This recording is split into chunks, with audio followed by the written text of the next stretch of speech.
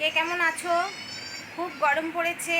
গরমে আছো বলাটা কেমন সব বললেই ভুল হয়ে যায়। সবাই খুব অস্বস্তিতেই রয়েছো নিশ্চয়ই। যাই হোক, আজকে তারই মধ্যে দিন তো চালাতে হবে, চলতেই হচ্ছে।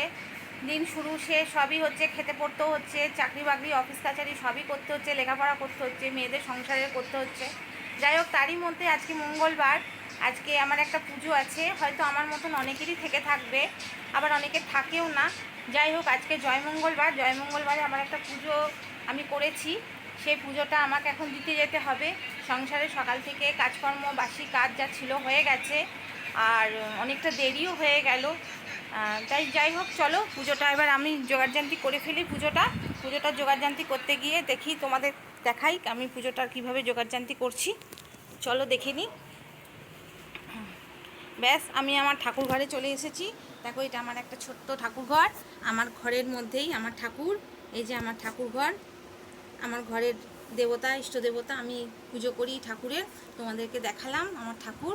আর এই দেখো, আমি এখানে জোগাড় করেছি, কিছু জোগাড় আমি করেছি। যেমন দেখো, এখানে পুজোটা করতে গেলে এখানে একটু কলা পাতা লাগে, কলা পাতা দিয়েছি। আর এই যে দেখো, কাঁঠাল পাতা রয়েছে। এই দেখো, কাঁঠাল পাতা রয়েছে।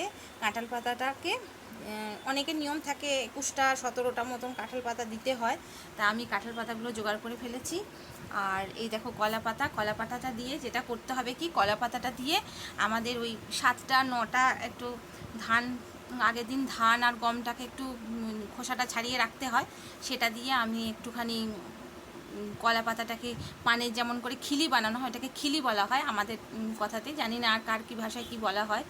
আমাদের খিলি বানিয়ে ওটাকে ঠাকুরের চরণে দিতে হয়। অনেকে আবার ওটাকে গদ হিসাবে কলা দিয়ে খেয়ে নেয়, আবার অনেকে ঠাকুরের চরণে দিয়ে দেয়, আবার জলেও ফেলে দেয়। আমি অবশ্য ঠাকুরের চরণেই দিয়ে দিই, আমাদের খাওয়ার নিয়মটা নেই গো। যাই হোক, ওটা আমাকে এখন বানিয়ে ফেলতে হবে। আর সঙ্গে দূর্বা লাগে, দূর্বাটা দিয়ে আমি একটা খিলি মতন করে বানিয়ে নেব, দিয়ে ঠাকুরকে ওটা নিবেদন করব। এবং তার সঙ্গে আমার কিছু বেলপাতাও, দেখো বেলপাতা, আমি কিছু বেলপাতাও তুলে নিয়ে এসেছি গাছ থেকে একদম। তা বেলপাতা লাগবে, 17টা মতন বেলপাতাও লাগবে। তা এগুলো দিয়ে আমি এখন জোগাড় করে, ফল টলও সব আনা আছে। তা এইসব আমি এখন জোগাড়যান্ত্রিক করে ঘরের পুজোটা সেরে আমি এখন মন্দিরে পুজো দিতে যাব। পুজো দিতে গিয়ে আমি দেখি আমাদের পাশে একটা ভালো বড় মন্দির আছে, মন্দিরে আমি যাব।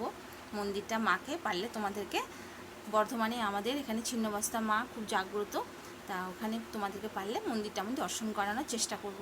তাহলে চলো, এখন আমি তাহলে পুজোর জোগাড়টা, ঘরের আমি পুজোর জোগাড়টা করে ফেলি। পুজোর জোগাড়টা করে আমি ঘরের পুজোটা সেরে ঠাকুরের ফল টলগুলো, নৈবেদ্যগুলো সব কেটে পরিষ্কার করে, খিলি টিলিগুলো সব যা যা করণীয় লাগে সেগুলো করে নিয়ে আমি তাহলে পুজোর জন্য বেরিয়ে যাব। আজকে আমাদের উপবাসী আছে বলতে গেলে এখনও পর্যন্ত। এবার আমাদের তো আছে ভাত টাত খাওয়ার নিয়ম নেই, আজকে তো মোটামুটি ভাত খাওয়া যাবে না। তবে অনেকেই এই পুজোটাতে মুড়ি চিড়ে এগুলো খাওয়া হয়। আমি এসে সেরকমই কিছু একটা খাবো দাবো। আসলে সকাল থেকে অনেক কটা বেলাও হয়ে গেছে, খুব গরমও লাগছে, খাওয়া দাওয়াও এখনও কিছু করতে পারিনি। চলো তাড়াতাড়ি পুজোটা বরং সেরে নিই। আর চলো দেখি তারপরে কতটা কী করতে পারি, তোমাদেরকে কতটা আরও আমাদের সঙ্গে রাখতে পারি, দেখাতে পারলে ভালোই লাগবে। তা খুব গরম তো পড়েছে, বেশ সব কিছুটা কন্ট্রোল করতে পারছি না। অনেক দিন কোনো ভিডিওতে আসতেও পারিনি, তাই ভাবলাম তোমাদের সাথে আজকে পুজোর দিনটা একটু শেয়ার করি। কাল আবার যেহেতু জামাই ষষ্ঠীও রয়েছে, তা দেখা যাক কতটা কী করা যায়।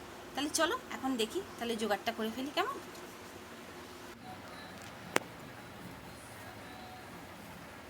বন্ধুরা দেখো, তোমাদেরকে বলেছিলাম ঠাকুর পুজো দিতে যাব। তা ঠাকুর পুজোর সমস্ত জোগাড়যান্ত্রী আমার মোটামুটি হয়েই গেছে। দেখো, ঠাকুর পুজো সব জোগাড় করে ফেলেছি আমি। এই যে আমার ঠাকুর পুজোর জোগাড়। এই দেখো, ঠাকুরের জন্য নিয়েছি আমি, দেখো ঠাকুরের জন্য নিয়েছি। এরকম আমার ঘরের ঠাকুরের সব ভোগ দেওয়া হয়ে গেছে। ঘরের ঠাকুরের সমস্ত পুজো আমি করে ফেলেছি। ঘরের ঠাকুরের আজকের প্রথম পুজো হয়ে গেল। এরকম আমি ঠাকুরের জন্য নিয়ে নিয়েছি বেলপাতা, ফুল সব ঠাকুরের জন্য জোগাড় করেছি। দেখো, আমি বলেছিলাম সেই কাঁঠাল পাতাটা আর বেলপাতাটা দেখো লাল সুতো দিয়ে বেঁধে নিয়েছি, লাল সুতো দিয়ে বাঁধতে হয়। আর আমি একটু ঠাকুরের জন্য নৈবেদ্য একটু কেটে নিয়েছি। ব্যাস, এবার তোমাদের একটা জিনিস যেটা করব সেটা হচ্ছে তোমাদেরকে খিলিটা বানানো তোমাদের একটু আমি খিলিটা কীভাবে বানাচ্ছি। দেখো, এরকম সাইজের একটা কলা পাতা নিয়ে নিতে হবে। কলা পাতার পিছন পিছন দিকে ভেতর দিকে দিয়ে দিতে হবে, আর সামনে যেটা দেখা যায় সেই অংশটাকে সামনে রাখতে হবে। আর 7টা 9টা যে যেমন দুব্বাটা নেয় সেরকম দুব্বা নিতে হবে, দিয়ে যেমন করে আমরা পানটাকে ফোল্ড করি না, ঠিক সেরকম করে কোণের দিকে এটাকে রেখে এইভাবে মুড়িয়ে নিতে হবে।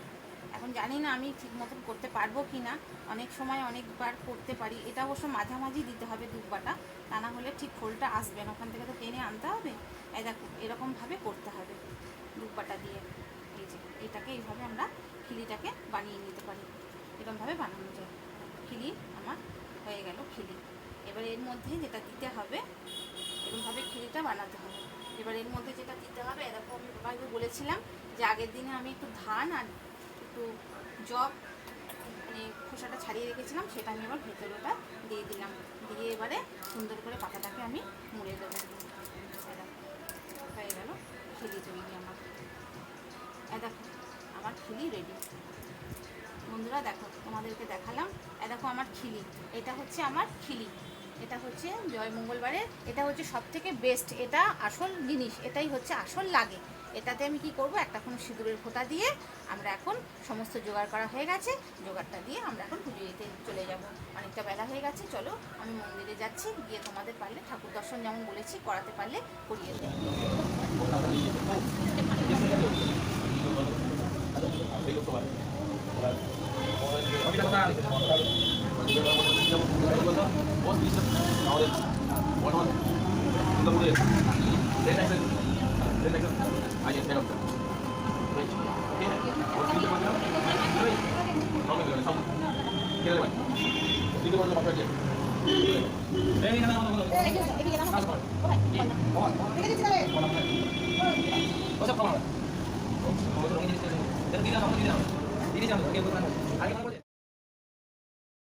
হয়ে গেছে, আমরা এখন বাড়ি চলে এসেছি। বাড়ি আসার পরে আমরা দেখো আসার সময় মা ছেলের জন্য দুটো আইসক্রিম কিনে নিয়ে এসেছি। খুব গরম লাগছে, সকাল থেকে কিছু খাইনি, কিন্তু না খেলেও আইসক্রিমটা খেতে হবে। দেখো একটা চকলেট নিয়েছি, একটা কেশর পেস্তা নিয়েছি, দুটো আইসক্রিম নিয়ে চলে এসেছি। দুজনে এখন আইসক্রিম দুটো খাবো, খেয়ে একটু ঠাকুরের প্রসাদ ফল মিষ্টি জল একটু খেয়ে তারপরে আমরা টুকটাক কিছু দুপুরের কিছু খাবার খেয়ে একটু বিশ্রাম করবো। তাহলে চলো আজকের মতো আমার এখানেই ব্লগটা শেষ হয়ে গেল। নেক্সট আবার যখন ভিডিও আসছে তখন আবার আমাদের সঙ্গে তখন আবার কথা হবে। তাহলে চলো আজকের মতো এখানেই টাটা বাই।